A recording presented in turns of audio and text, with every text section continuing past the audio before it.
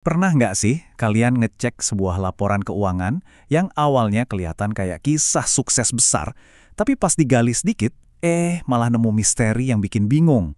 Bayangin, PT Eagle High Plantations atau EAGL baru aja laporin kalau laba bersih mereka naik lebih dari 16% di paruh pertama 2026. Angka yang fantastis kan? Tapi tunggu dulu.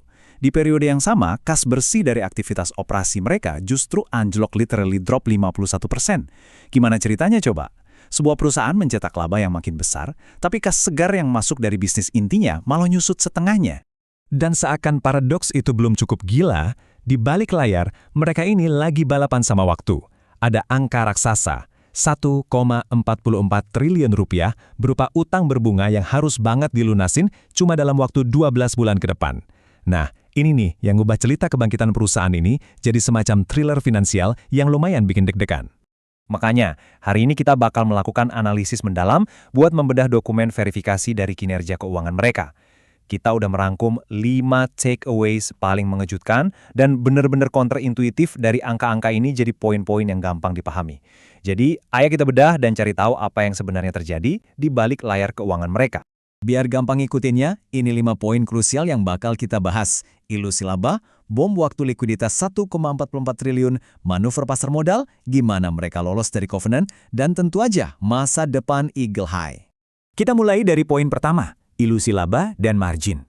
Ini soal ekspansi pendapatan versus pengorbanan kualitas. Coba perhatiin tabel ini. Di balik angka top line yang kelihatannya sehat banget, ada pertarungan sengit di pembukuan mereka. Pendapatan usaha memang naik impresif 17% jadi 3,25 triliun. Tapi, beban pokok penjualannya meroket jauh lebih kencang, hampir 23%. Efek otomatisnya, margin laba kotor mereka tergerus lumayan tajam, dari sekitar 28% turun ke 24%-an. Nah, pertanyaannya, kenapa beban pokok ini bisa bengkak secepat itu? Jawabannya lumayan bikin kaget. Ternyata, Eagle ngalamin lonjakan gila-gilaan buat beli buah dan minyak mentah dari pihak luar. Pembelian tandan buah segar atau TBS eksternal itu melonjak 42%, dan pembelian CPO pihak ketiga meroket hampir 44%. Ironis banget kan? Ibaratnya kayak toko roti raksasa yang kehabisan tepung, terus terpaksa beli roti dari warung sebelah buat dijual lagi. Intinya, mereka ini ngebeli pertumbuhan pendapatan pakai margin yang mahal demi jaga mesin pabrik tetap nyala. Dan ya, inilah alasan utama kenapa kas operasional mereka bisa anjlok 51% kayak yang kita bahas di awal tadi.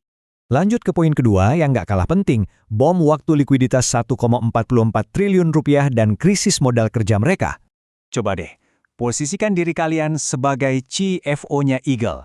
Kalian lagi natap gunung utang berbunga ini, dan porsi yang paling bikin keringat dingin adalah angka 1,44 triliun yang harus dibayar lunas kurang dari setahun.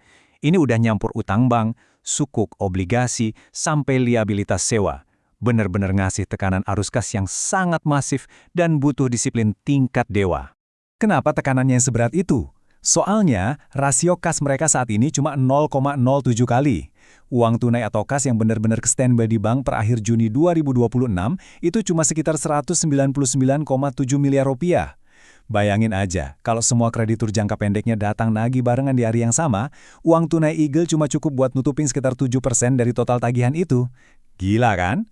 Secara teknis, ini tuh disebut sebagai modal kerja bersih negatif. Saat ini mereka lagi ngalamin defisit lebih dari 819 miliar rupiah.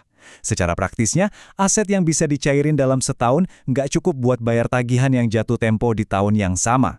Ini literally cash crunch murni, benar-benar balapan yang mendebarkan ngelawan tenggat waktu finansial. Masuk ke poin ketiga, manuver sukuk dan pasar modal. Kita lihat gimana strategi migrasi kreditur mereka. Tapi tenang, manajemen Eagle jelas nggak tinggal diam nunggu bom likuiditasnya meledak. Ini manuver yang cukup mengejutkan. Mereka secara agresif ngelepas pinjaman bank konvensional lama kayak yang dari BNI dan BRI.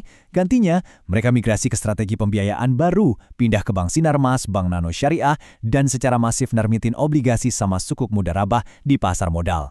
Langkah ini bukan sekedar gali lubang tutup lubang biasa loh. Ini adalah rekayasa finansial yang benar-benar terstruktur. Lewat sukuk dan obligasi, mereka berhasil memperpanjang nafas atau tenor utang mereka jauh ke tahun 2030 dan 2032. Terus, dengan diversifikasi ke pembiayaan syariah kayak musyarakah mutanakisa yang bagi hasilnya kompetitif di kisaran 8%-an, mereka lagi nyoba neken rata-rata biaya modal atau WACC dalam jangka panjang. Singkatnya, mereka berusaha bikin biaya minjem uang jadi lebih murah. Jujur aja, ini manuver pertahanan yang sangat cerdas. Sekarang poin keempat, lolos dari jerat covenant, cerita soal kelangsungan hidup secara legal. Dengan cash yang dicikik likuiditas jangka pendek, kalian mungkin mikir, wah pasti mereka udah ngelanggar janji dan syarat dari bank nih.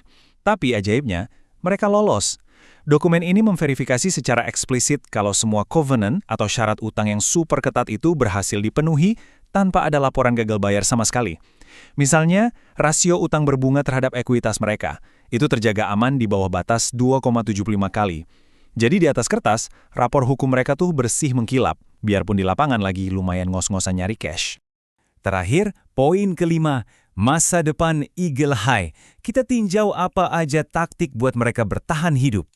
Nah, laporan verifikasi ini ngasih 3 pilar strategis supaya Eagle nggak cuma bertahan, tapi bisa bangkit.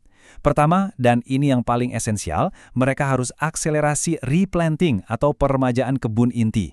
Mereka butuh produksi buah sendiri, biar nggak terus-terusan bergantung sama buah eksternal yang mahal tadi.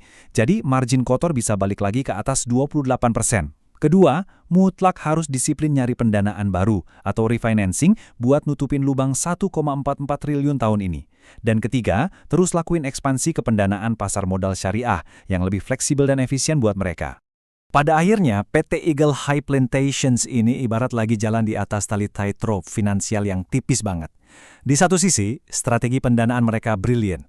Tapi di sisi lain, mesin operasional mereka butuh banget suntikan buah murah secepatnya. Jadi, pertanyaan besar yang tersisa buat kalian renungkan. Kira-kira, bisakah Eagle nyelesain peremajaan kebun internalnya tepat waktu sebelum sumur dana talangan dari pasar modal ini benar-benar kering? Coba dipikirin. Terima kasih udah ikut ngebedah analisis kita kali ini, dan sampai ketemu di pembahasan mendalam berikutnya.